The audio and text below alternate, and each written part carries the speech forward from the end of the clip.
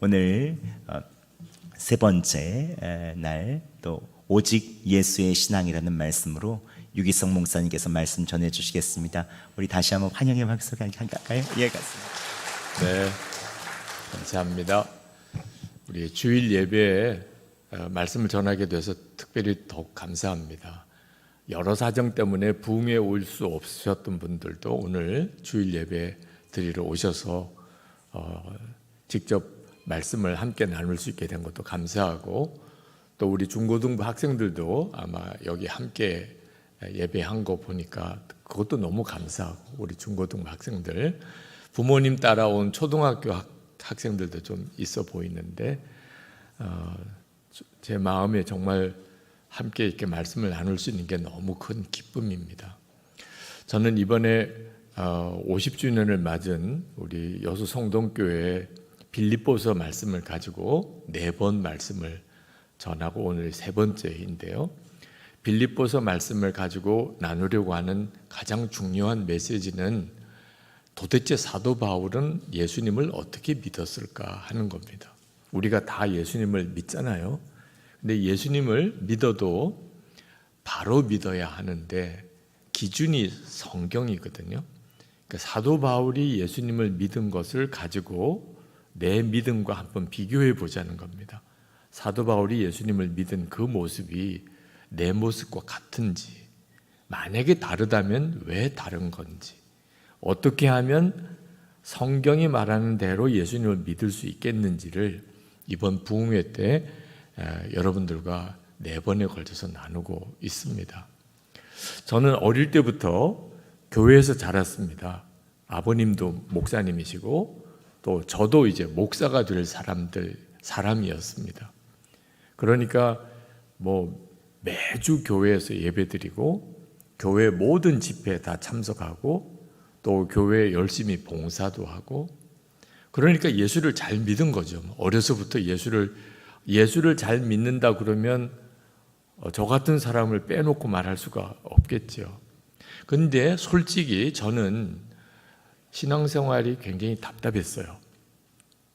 예수를 믿는다고 그렇게 저도 그렇게 믿었고, 하나님은 살아계시다고 분명히 믿었고, 또 천국도 있다고 믿었고, 내가 죽으면 예수 믿었으니까 천국에 갈 거라고도 믿었고, 그런데 마음의 기쁨이나 또는 모든 것에 감사하는 마음이나 누구도 사랑할 수 있는 사랑의 마음이나 이런 건 없었어요. 그러니까 교회만 열심히 다닌 거죠. 저는 어쩔 수 없이 예수 믿어도 그렇게 믿을 수밖에 없는 건가 봐, 그렇게 생각을 했습니다. 왜냐하면 주변에 있는 분들이 다 그렇게 믿는 것 같았어요.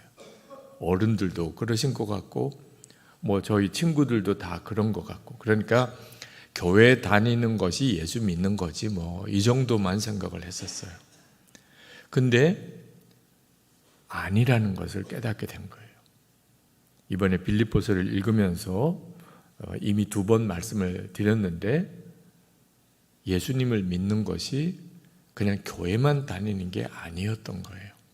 제게 있어서 내가 예수님을 진짜 믿는 게 맞나 하고 심각한 저 자신에 대해서 질문을 하게 된 사건이 2번 있었어요. 한 번은 고등학교 2학년 때, 그래서 오늘 우리 학생들이 같이 예배 드리는 것이 저에게 굉장히 의미가 있는 거예요. 고등학교 2학년 때 주일 예배 드릴 때예요. 그때 전도사님이 고린도후서 13장 5절 말씀으로 설교를 하셨어요. 고린도후서 13장 5절 말씀을 한번 띄워주세요. 고린도후서 13장 5절 말씀. 자막에 나와 있죠. 너희는 믿음 안에 있는가? 너희 자신을 시험하고 너희 자신을 확정하라. 예수 그리스도께서 너희 안에 계신 줄을 너희가 스스로 알지 못하느냐? 그렇지 않으면 너희는 버림받은 자니라. 예수님을 믿는 사람은 예수님이 마음에 계시다는 거예요. 처음 들었어요, 그 말씀을.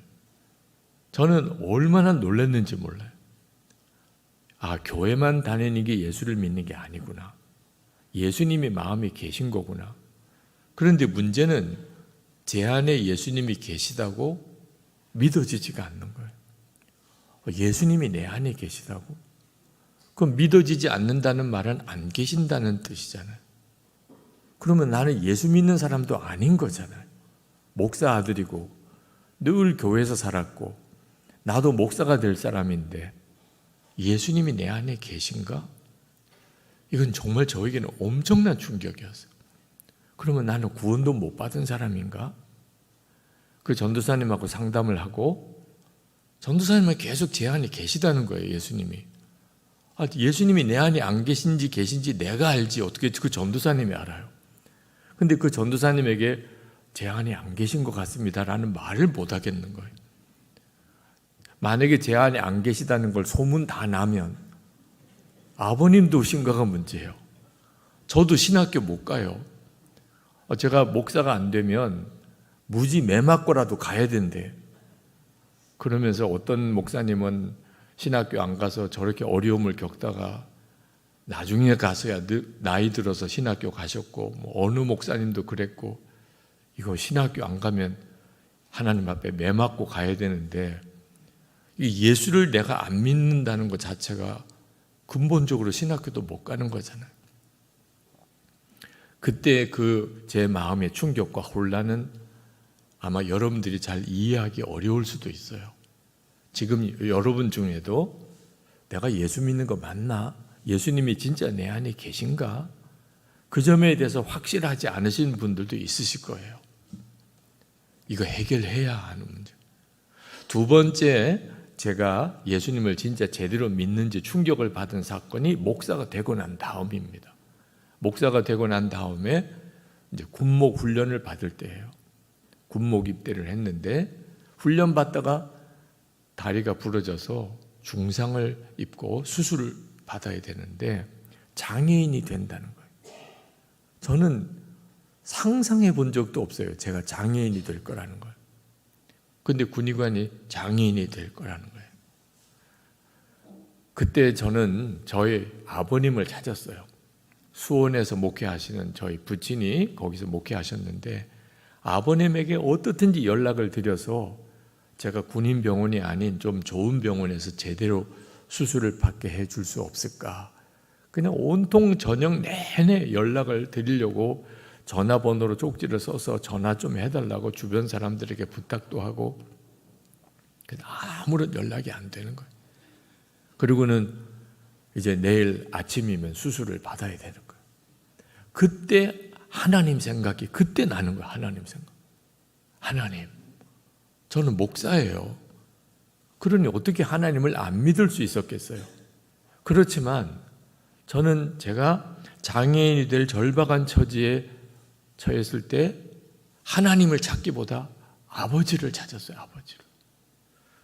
우리가 진짜 누구를 믿는지는 어려움을 당해보면 알아요. 어려움을 딱 당해보면 자기가 진짜 믿는 대상을 찾게 돼 있어요. 저는 아버지였어요. 그게 너무너무 비참했던 거예요. 그냥 장애인이 되는 것도 너무 마음이 힘들지만 더 비참한 것은 내가 진짜 하나님을 믿는 게 아니구나. 그러면서도 목사까지 된 거예요. 그날이 저의 회심일이었어요. 이게 뭐지? 도대체 나는 믿음이 있나 없나?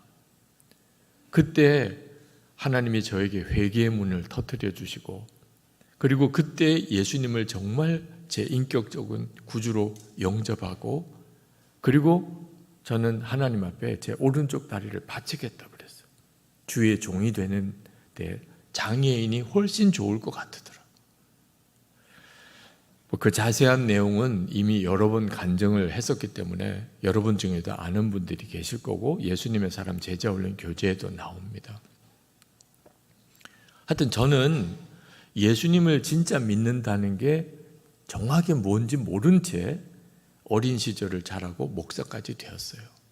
여러분들 중에도 그냥 교회만 다니니까 예수 믿는 거겠지라고 생각하시면 안 됩니다. 도대체 예수를 믿는다는 게 뭘까? 예수님이 진짜 내 마음에 계신 것을 믿게 되는 것이 그게 바로 예수님을 믿는 거예요.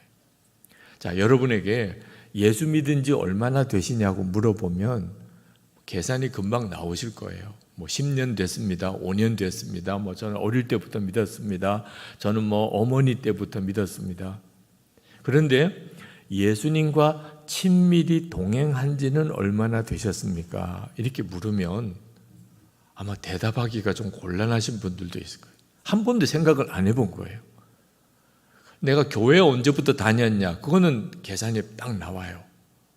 기억이 나니까. 교회 나간 세례 받은 거 언제부터인지. 근데 예수님과 친밀히 동행한 지는 얼마나 되셨습니까? 한 번도 생각을 안 해본 분들이 많아요. 예수님과 친밀히 동행한다고? 한 번도 그런 생각을 안 해보신 분들. 자, 이런 분들이 이번 부흥회 때 내가 예수님을 진짜 믿는 것이 뭔지를 분명히 아셔야 된다는 거예요. 예수님이 내 마음에 계신 것을 정말 알고 그 예수님과 친밀히 동행하는 것이 예수님을 진짜 믿는 거예요. 우리가 죽으면 천국에 가서 예수님을 만나 뵐 겁니다. 그때는 이제 눈과 눈으로 만나겠죠. 그때 예수님을 만나 뵈면 여러분들은 뭐라고 인사드리겠어요? 자, 예수님을 이제 만나 뵀어요. 천국에서. 대부분 교인들이요, 말씀 많이 들었습니다. 말씀은 엄청 들었죠. 그죠? 교회 와서 예배 드릴 때마다 목사님이 예수님에 대해서 말씀하시고 수도 없이 들었어요. 근데 만나 뵌 적이 없어. 여러분, 어떤 사람에 대해서 말을 많이 들었는데 처음 만났어요. 그러면 어떻게 인사해요? 그냥 저절로 말씀 많이 들었습니다. 이렇게 하시겠죠. 말이 안 되는 거예요, 말이. 왜? 예수님은 모든 예수 믿는 사람 안에 계세요. 여러분도 예수님 어디 계십니까? 그러면 아마 대부분 다 제 안에 계십니다. 그렇게 대답할 거예요. 왜? 그렇게 들었으니까 늘. 예수님을 영접했다고 하잖아요. 우리가 예수님을 영접한다. 그러니까 내 안에 계신 거죠. 근데 실제로는 사실이 아닌 거예요. 예수님이 내 안에 계신 것에 대해서 한 번도 생각해 보지 못하고 살아가요. 그리고 주님을 만났어요. 그러니까 처음 만나 뵙는 거나 마찬가지. 예수님이 내 안에 계신데 뭘 말씀 많이 들어요. 예수님이 내 안에 계신데 그 예수님과 함께 살았는데 이제는 이렇게 예수님을 믿어야 하는 거예요. 이 빌립보서 3장에서 사도 바울이 예수님을 도대체 어떻게 믿었는지 아주 우리에게 충격을 주는 말씀이 7절, 8절 말씀이에요. 7절, 8절. 우리 같이 한번 읽읍시다. 그러나 무엇이든지 내게 유익하던 것을 내가 그리스도를 위하여 다 해로 여길 뿐더러 또한 모든 것을 해로 여김은 내 주 그리스도 예수를 아는 지식이 가장 고상하기 때문이라. 내가 그를 위하여 모든 것을 잃어버리고 배설물로 여김은 그리스도를 얻고. 자, 사도 바울은 자랑할 게 많았던 사람입니다. 사도 바울은 그 이스라엘 백성들 사이에서는 최고의 존경을 받을 만한 위치에 있었던 사람이에요. 그는 8일 만에 할례를 받았고 이스라엘 족속이고 베냐민 지파고 히브리인 중에 히브리인이고 율법으로는 바리새인이고 열심으로는 교회를 박해하고 율법의 의로는 흠이 없는 자라고 했습니다. 이 말은 당시 그 유대인들 사이에서는 최고의 존경을 받는 사람이라. 그런데 그 모든 것을 다 해로 여기고 배설물처럼 버렸다. 여러분에게도 유익한 거 있으실 거예요. 그죠? 돈 좋으세요? 안 좋으세요? 솔직하게 이야기해 보셔도 돼요. 돈 좋지요. 그죠? 성공 좋지요. 권세 좋지요. 오늘도 선거 때문에 들어오실 때 후보들이 인사도 하시고 다 국회의원 되려고 그러고 또 지방의회 의원 되려고 그러고 또 시장과 도지사 되려고 그러고 이거 다 세상에서 다 좋은 거니까 저렇게들 운동도 하고 하잖아요. 그런데 그 모든 것을 다 해롭게 여긴다. 해롭게 여긴다는 말이 어떤 의미일까? 여러분 만약에 독약이라고 이렇게 쓰여져 있는 약병을 보셨다고 하면 여러분 어떻게 하세요? 이거 어린애들 손대면 큰일 난다. 이거 잘못해서 이거 먹으면 큰일 난다. 그래서 거기다가 독약 마시지 마세요. 그렇게 막 보이게 쓰고 손 안 닿는 곳에다가 올려놓고 그게 무언가를 해롭게 여긴다는데, 만약에 여기에 독사가 예배당에 들어왔다 그러면 여러분 다 이렇게 앉아 있을 사람 없을 거예요. 다 의자 위에 올라가서 예배 드리는 중이라도 난리가 날 거예요. 무언가가 해롭다고 느낄 때 그게 우리 반응이에요. 근데 이게 말이 돼요? 돈이나 권력이나 성공이나 세상에서 좋은 거, 유익한 거, 이걸 해롭게 여겨져요? 또 배설물처럼 버렸다고 그래요. 배설물처럼. 여러분 오늘 용변 보셨어요? 용변 보실 때 여러분 몸에서 나온 배설물을 버렸다는 느낌이 어떠셨어요? 너무 아까웠다. 눈물이 났다. 버리려니까 손이 바들바들 떨린다. 이런 사람 한 사람도 없으실 거예요. 그죠? 내 몸에서 나온 거지만 배설물은 나도 보기가 정말 싫어요. 용변기에서 물을 내릴 때 싹 씻겨 내려가면 너무 시원하죠. 이게 배설물처럼 버린다는 거예요. 아니, 내게 유익하던 거, 내가 자랑스러워하던 거, 내가 그렇게 바라던 거, 이게 해롭게 여겨지고 배설물처럼 버려진다? 이게 가능해요? 근데 사도 바울은 그랬다는 거예요. 그러니까 우리가 내가 도대체 예수를 믿지만 나는 그러지 않는데, 그럴 수가 없는데 어떻게 사도 바울은 그렇지? 이게 말이 안 돼. 이렇게 넘어갈 문제가 아니라는 겁니다. 도대체 사도 바울은 나랑 똑같은 사람일 텐데 어떻게 그럴 수 있었을까? 무엇이 도대체 사도 바울을 그렇게 만든 걸까? 여기에 뭐가 비밀이 있나 보다. 그냥 이거 억지로 될 문제가 아니에요. 여러분, 사도 바울이 배설물처럼 버려라, 해롭게 여겨라 라고 말씀한 게 아닙니다. 그러면 이건 사실 이거 진짜 정말 끔찍한 일이죠. 어떻게 돈, 명예, 성공, 세상에서 좋은 거, 유익한 거 해롭게 여기고 배설물처럼 버려질 수 있나요? 사도 바울이 말씀하려는 핵심은 그렇게 된다는 거예요. 그러면 되는 거잖아요. 아무리 좋은 것도 이제는 해롭게 여겨지고 배설물처럼 버려질 거다. 여러분 중에는 아마 믿어지지 않으시는 분이 있을 거예요. 그게 말이 돼? 자, 여러분 돈 100만 원이 있다고 합시다. 근데 이걸 버리라고 하시면 아마 여러분 중에 그냥 아무 생각 없이 버려지는 사람 없으실걸요. 네. 돈 100만 원이 이게 요즘 아무리 물가가 막 올랐다 하더라도 돈 100만 원은 얼마나 귀한 겁니까? 그런데 돈 100만 원이 있고 여기 돈 1억 원이 있어요. 둘 중에 하나만 택해야 돼. 둘 중에. 그래서 100만 원은 내가 버려요. 1억 원을 얻으려고. 그러면 여러분 100만 원 버리는 거 아무것도 아닐 거예요. 오히려 그 100만 원이 아까워가지고 미련을 두고 이걸 어떻게 버려? 그러면 주변에서 답답할 거 답답. 아니 지금 그거 붙잡고 있을 이유가 그런 사정이야. 지금 돈 1억 원이 여기 있는데 둘 중에 하나만 택해야 돼.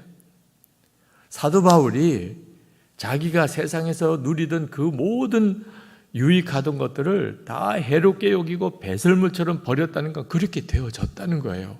뭐 때문에요? 더 좋은 걸 발견했기 때문에.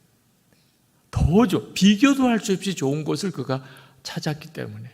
그게 뭐지요? 예수 그리스도세요. 예수님이 그냥 예수님을 믿는 건 우리도 다 믿는 거죠. 그런데 세상 유익 버려지지 않아요. 사도 바울이 믿었던 예수님은 그 예수님이 지금 자기 안에 계신 것을 알게 됐다는 거예요. 그러면 문제가 확 달라져요. 여러분도 교회만 다니는 식으로 예수를 믿는 사람과 실제로 예수님을 만나게 된 경우는 완전히 달라져요. 교회만 다니는 사람은 세상 미련 못 버려요. 그러니까 예수를 믿어도 세상은 또 너무 좋고, 그래서 예수를 믿는 건지 안 믿는 건지 모르게 그렇게 믿는 거예요. 근데 예수님이 나와 함께 계신 것을 정말 알게 된 사람은 확 달라져요. 삶이 완전히 달라져요. 그렇게 좋던 거 싹 다 버려져요. 제가 지난 주간에 선교사 수련회를 갔다 왔는데 선교사님들 중에 의사분도 계시고 사업 잘하시던 분도 계시고 공부 잘하는 분도 계시고, 근데 그 키르기스탄 오지에서 그 현지인들을 나라에서도 환영 안 해요. 선교사가 온 걸. 이슬람 국가니까. 주민들이 고소해서 쫓겨나는 선교사님들도 많아요. 거기에 가서 복음을 전하는, 이게 말이 돼요? 주님을 만나고 눈이 뜨이고 나면 그러면 그렇게 가는 거예요. 빌립보서 3장 7절 8절에 보면 내가 그리스도를 위하여 다해로 여길 뿐더러, 예수님을 만난 거예요. 8절에 내 주 그리스도 예수를 아는 지식이 가장 고상하기 때문이라. 그리스도를 얻고 그 안에서 발견되려 함이니. 예수님을 정말 분명히 붙잡고 살고 싶어서 그 모든 것을 다 버리게 된 거예요. 13절 14절에 보면 뒤에 있는 것은 잊어버리고 표대를 향하여 부름의 상을 위하여 달려가노라. 예수님을 딱 만나고 나니까 인생의 목표가 예수님 한 분이면 충분해요. 이게 지금 사도 바울이 빌립보서에서 고백하고 있는 예수 믿는 신앙이에요. 우리 믿음하고 비교해 보자는 거예요. 나도 예수를 믿는데 사도 바울처럼 그렇게 믿어지나? 제가 여러분들에게 예수 동행일기를 써보시라고 그렇게 권해드리는 이유가 바로 사도 바울처럼 예수님을 믿어보자는 거예요. 왜? 우리 안에도 와 계시니까. 잊어버리고 사니까 문제인 거예요. 예수님이 내 안에 계시다는 게 사실이라면 매일매일 나와 함께 계시는 예수님에 대하여 기록하면서 매일 점검하며 살아보자는 거예요. 예수님이 내 안에 계시다는 것에 대해서 어느 목사님이 그 심정을, 예수님이 마음에 계신 것을 깨닫게 되었을 때 그때 그 마음의 심정을 글로 쓰신 것이 있어서 여러분에게 좀 읽어드릴게요. 세계적인 흑인 영가 가수인 헤이즈가 이런 고백을 했다. 그는 미국 조지아 산골에서 맨발로 도시에 나온 무식한 흑인 청년이었다.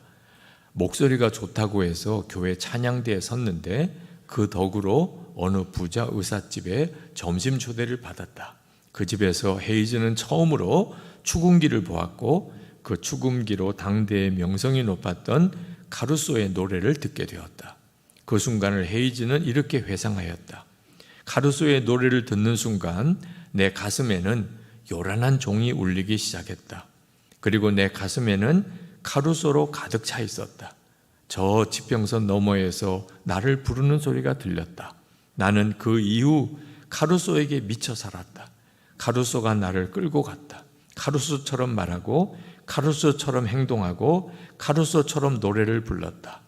바로 그것이 조지아의 산골 청년이 오늘날 세계의 헤이즈가 된 원동력이다.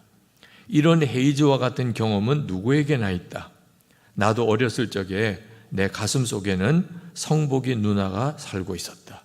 예쁜 여학생 교복을 입고 나를 예뻐해 주는 성복이 누나는 별천지에서 온 천사와 같았다.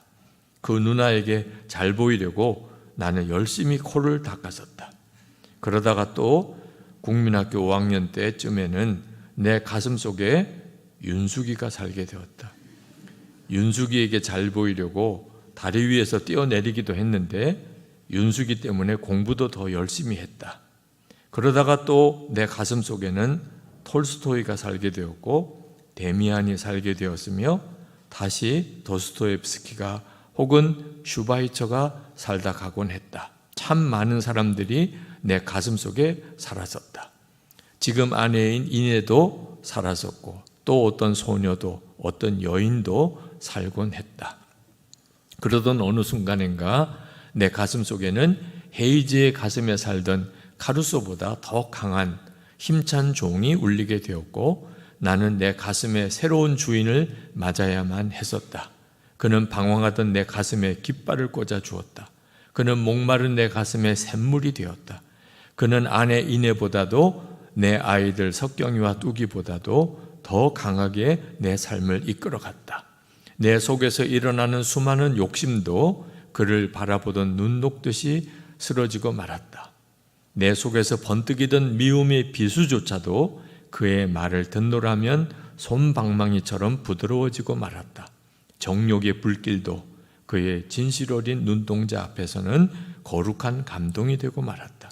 그는 주인이면서도 종처럼 알면서도 모르는 것처럼 그렇게 내 가슴 속에 있으면서도 없는 것처럼 살아왔다. 그는 내 가슴에 살면서 내 가슴에 들어오는 모든 것을 다 보았다. 늑대가 내 가슴 속으로 숨어 들어온 것을, 뱀이 넘어온 것을, 내 가슴의 어느 방에는 창녀까지도 살았던 것을 그는 다 보고 있었다. 그래도 그는 나를 기다려 주었고 그래도 그는 나를 기대해 주었다. 그렇게 많은 세월 속에서 수많은 사람이 내 가슴 속을 지나고 나서야 나는 비로소 그를 알게 되었다. 나를 나보다 더 사랑하는 사람, 내가 그렇게 그리워하던 발자국의 주인공, 늘 보고 있어도 보고 싶은 사람. 아, 예수, 나사렛 사람 예수다. 그가 내 가슴 속에 살자 나는 하던 공부를 바꾸었다. 꿈이 바꾸어졌다. 사랑도 취미도 친구도 바꾸어졌다. 그는 그렇게 모든 것을 바꾸는 혁명가이기도 했다. 그러므로 오라. 이대로는 안 되겠다고 하는 사람은 오라. 아니 누구든 오라. 그를 가슴에 살게 하라. 그러면 그가 사는 가슴에 종소리가 울리고 그대도 헤이즈처럼 되리라. 여러분, 예수님을 진짜 영접하고 예수님이 마음에 계신 것을 정말 믿게 되면 이렇게 된다는, 이게 예수 믿는 사람이 느끼는 느낌이에요. 터질 것 같아. 예수님이 지금 내 안에 계시다. 여러분 중에 나는 예수를 믿어도 이런 감동은 없다, 그러신 분은 포기하지 마세요. 여러분이 예수님을 계속 주목하고 살지 않으니까 그렇듯 미지근한 상태에서 계속 가는 거예요. 이렇게 인생이 끝나는 것처럼 비참하고 억울한 일이 없다니까요. 예수님을 영접했는데 어떤 사람은 예수님 때문에 모든 걸 다 버려도 좋다고 할 정도로 기쁜데, 나는 예수님을 믿으면서도 이것도 기웃거리고 저것도 없어서 불평하고 근심하고 염려하고 미워하고 싸우고 은밀히 죄짓고 살고, 이게 말이 되냐 말이에요. 예수님 마음에 계시다면 그러면 그 예수님에게 여러분 정말 결론을 삼으셔야 돼요. 한번 해보세요. 지금 겨자씨만한 믿음 다 있으세요. 예수님은 여러분 안에 계세요. 그래서 오늘도 예배드리러 온 거예요. 예수님이 마음이 계시지 않았다면 오늘 예배드리러 올 마음이 없을 거예요. 아, 내 안에 계시긴 하는구나. 근데 너무 겨자씨같이 작아요. 내 안에 계신 예수님에 대한 믿음이. 여기서부터 시작하면 돼요. 왜? 겨자씨는 생명이 있는 씨이기 때문에 그 믿음을 계속 쓰기 시작하면 자라요. 마치 이 봄에 여러분이 씨를 심으면 가을에 풍성한 결실을 맺잖아요. 시작은 씨였잖아요. 여러분이 예수님을 진짜 믿은 게 맞다면, 여러분이 예수님을 계속 주목하고 바라보면 사도 바울이 느꼈던 그 확신과 감격을 여러분도 다 누리게 돼요. 어느 목사님께서 이런 질문을 받았어요. 목사님이 주일에 여러분 예수 믿으면 행복합니다. 그렇게 설교를 했는데 목사님은 행복하십니까? 그 목사님이 그냥 대답을 못 하시고 고민이 되신 거예요. 내가 예수 믿으면 행복하다고 설교는 했는데 나는 진짜 행복하냐? 지금 죽어도 후회가 없냐? 대답을 못 하시겠더라고요. 분명히 알기는 알아요. 예수님을 믿으면 행복하다고. 근데 문제는 자기도 누려지지 않는 거예요. 지금 죽으면 너무 후회될 것 같아요. 솔직히 행복하다고 말하기가 자신이 없더래요.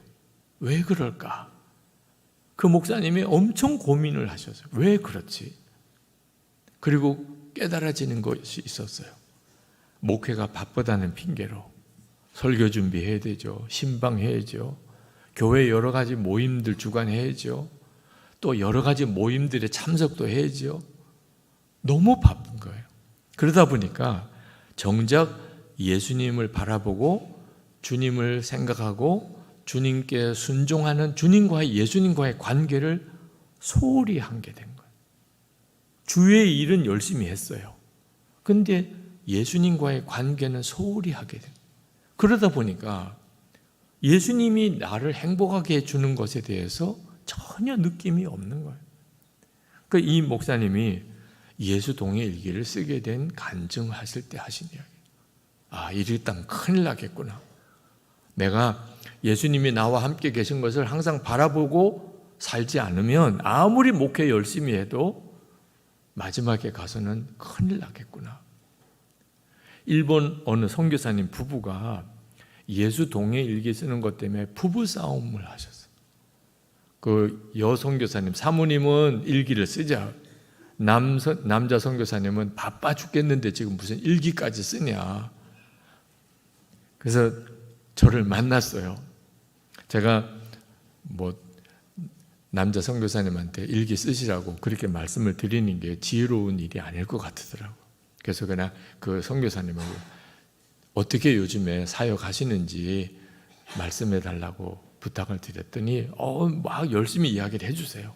너무 훌륭하시더라고요. 일본에는 정신적인 질환이 있으신 분들이 꽤 많으세요. 그래서 사람하고 안 만나고 완전히 집에 방에 그냥 자기 스스로가 감옥에 갇혀 있는 거죠. 이런 분들이 꽤 많으세요. 이런 분들을 찾아가서 그분들이 방문 걸어 잠그고 있는 앞에서 악기를 연주하고 그분들 방문에다가 손을 얹고 기도해주고 그러다가 그분들이 문을 열고 나와서 그분들을 만나서 복음을 전하고 이런 너무나 놀라운 정말 감동적인 사역을 하시는 선교사님이세요. 제가 그 선교사님 이야기를 들으면서 너무너무 은혜가 되더라고요. 야, 이런 분이 있었다는 것을 기록에만 남겨도 나중에 일본 사회가 복음에 대해서 마음이 열릴 수도 있겠다. 이런 생각이 들었어요. 그래서 제가 그 선교사님에게 선교사님 너무너무 귀한 사역을 하고 계신데 그 선교사님이 오늘 저에게 해주신 그 내용을 어디 기록을 해 두셨습니까? 그랬더니 그 선교사님이 기록해 둔 데가 없다는 거예요. 선교사님 왜 그러세요? 아니 이렇게 엄청나고 귀한 사역을 하시고 열매가 있는데 이걸 기록을 안 해두시면 이걸 나중에 자녀들도 모르잖아요. 자녀들도. 그때 그 선교사님이 매일 일기를 써야 되는 게 왜 중요한지를 다 깨달았어요.